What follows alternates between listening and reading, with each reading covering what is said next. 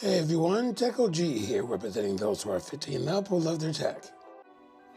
And in this video, I want to go a little bit more in depth about the Clicks Communicator phone that'll be coming out later this year.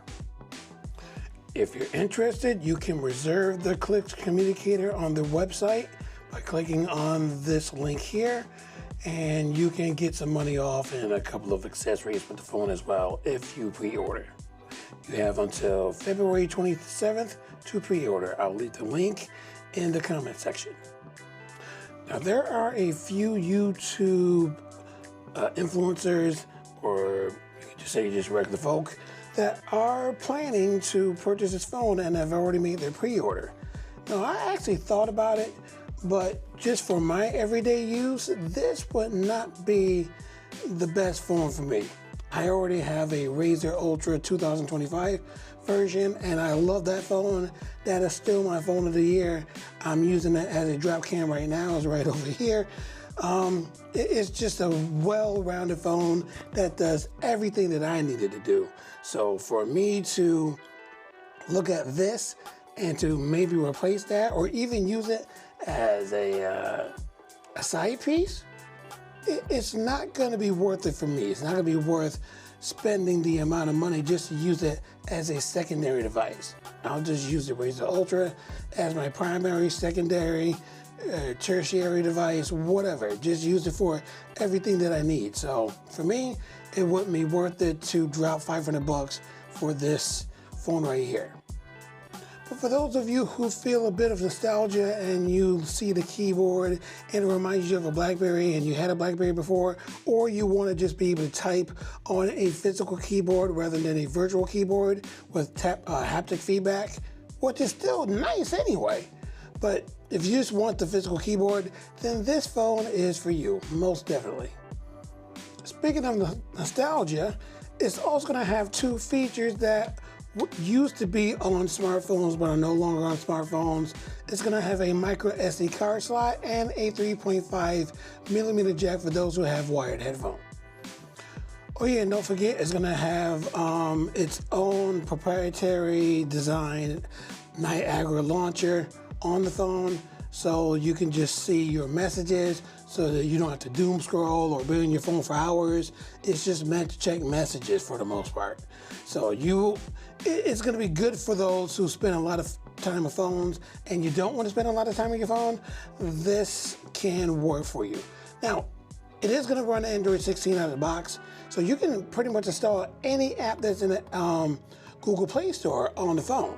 Now, even though you just see this little screen here with just messages, all your apps will be organized alphabetical order through this alphabetical list of letters on the side, so you can get to any of your apps that's installed on the phone and use it as a regular phone. Speaking of which, it's a regular phone. There were a lot of people that were asking, is it a regular phone or is it just a communicator? My God, they already said it's going to have a SIM card slot. It's going to be 5G. So guess what? It's a regular phone. You can use it as your primary phone, secondary phone, whatever phone. You spend money on it, use it the way that you wanted to use it. So it's a phone first. Now, as far as details on the specs, it's not a whole lot of details right now because the phone is not going to come out until later this year. From what I've heard online on YouTube, summer 2026. We'll see. So as far as the battery, it's going to be a 4,000 milliamp battery, 3.5 millimeter jack, as I've already mentioned, 4.03 AMOLED display, 256 gigabyte of storage on board or internal, and you can expand it up to 2 terabytes with a micro SD card slot.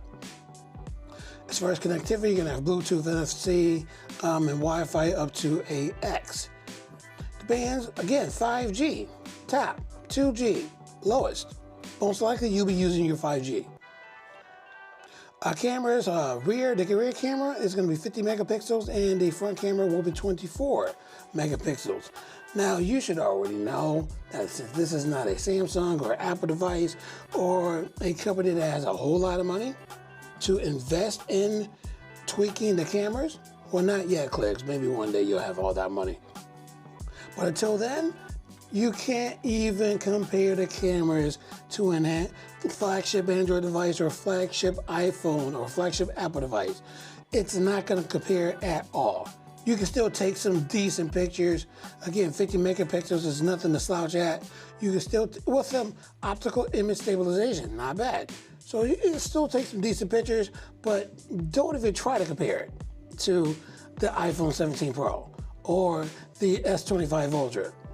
It's not even gonna look as well as those pictures or videos, but it'll still do the job if you need a picture or video done when you need one.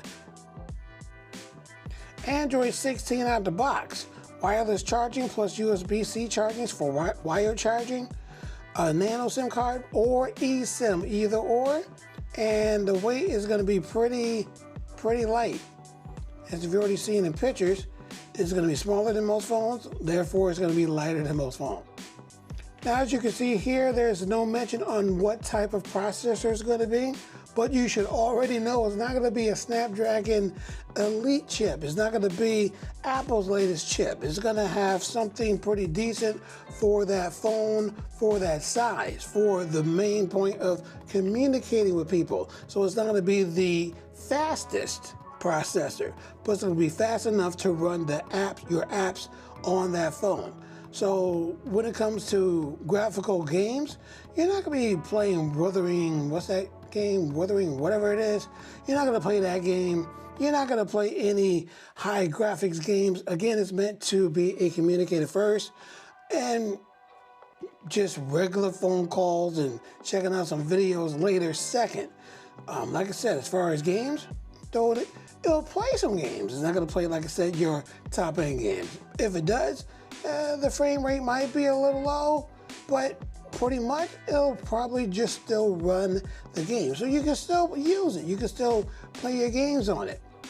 Just not as fast as the Snapdragon X Elite chip.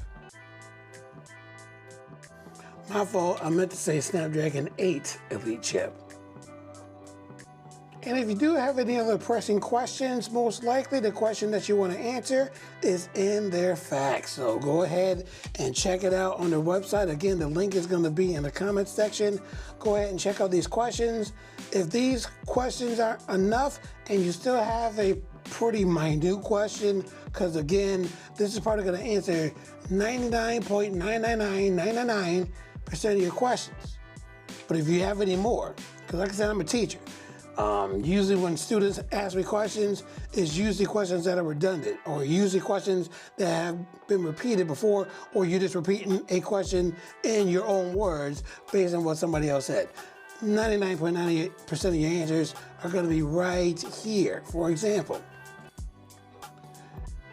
can Communicator be used as a primary phone? Yes, that's all you need to know. Yes, it can. Now, if you're interested in pre-ordering this phone, you have to ask yourself, will you use it for the amount of money that you're going to drop on it? Again, it's going to be $500 pre-order. It's going to be a little more after the pre-order. So you have to ask yourself, will you use this as much as you use the phone that you already have? If you're already typing and texting on your phone and you're used to using a virtual keyboard, 9 times out of 10, I'll just say 10 times out of 10. This is not the phone for you. It's not going to be worth your time. So as far as getting the phone, if you don't have a phone already, if the phone that you have is broken, and again, main point, if you want to use a physical keyboard when you're typing your messages or emails or whatever, then this phone is definitely for you. So definitely get it, definitely pre-order it. No problem. They're going to have plenty for those who like it. But if you're already used to your virtual keyboard, because a lot of you haven't practiced on your keyboard, trust, I've seen some of you type faster than you write. You type faster than you talk. And it's amazing that you do it. It's totally amazing how I see people just, I can't. I'm like, boop, boop, boop, boop, boop, boop. I mean, no, I actually type decent speed, but man, the speed that some of your thumbs move, amazing. It's like me playing piano. You type it as me piano, unbelievable. So if you're used to a virtual keyboard like most of you are, this phone will not be for you. But again, if you need that physical keyboard If you like that expandable storage, if you like the 3.5mm jack, this basically is a phone for the OGs, like me. For those who like certain features that were taken away from phones, they put some things back on this. 3.5mm jack, expandable storage. Other than that, again, I do not have a use for this phone, so I'm not gonna be reserving it. But again, if you wanna reserve it, definitely do so, and let me know if you're gonna reserve it. Let me know in the comment section if you're gonna reserve it, and let me know whenever you get an email when you're gonna get the phone, because a lot of people are asking one very important question: when is it gonna be released? So I guess right now they're just getting a feel for how many people want to reserve it so that they can make sure that they have enough capital to make as many phones as they want to make. And that's the reason why when it comes to reserve, you put the money down now. Now you can't get a refund for your phone, but that might offset their numbers when it comes to how many phones they're gonna make. So don't pre-order if you're not going to follow through and purchase the phone. So don't cancel your order.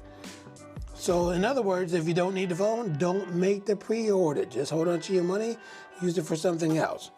And that's another thing that you can do too. You can take the $499 that you're gonna put on this phone, save it up for a flagship phone for another company that you like. So if you want the Razr Ultra, or if you want the iPhone 17 Pro, then use that money that you're gonna use for this phone over here. Sorry, keep using the wrong finger, and save up for your iPhone 17 Pro, or use the phone and trade the phone in and get the cost down. So you have lots of options. And that's it for this video. I'm not gonna draw this out any much longer. Again, there's a fax on this website, so if you want more questions answered, some people probably have already asked the question that you want to ask. So go ahead, go through this, and get the answers that you need and the information that you need. If you like this video, definitely leave a thumbs up. Subscribe to my channel if you haven't done so already. Tell your friends about my channel, and I hope to see you in my next video.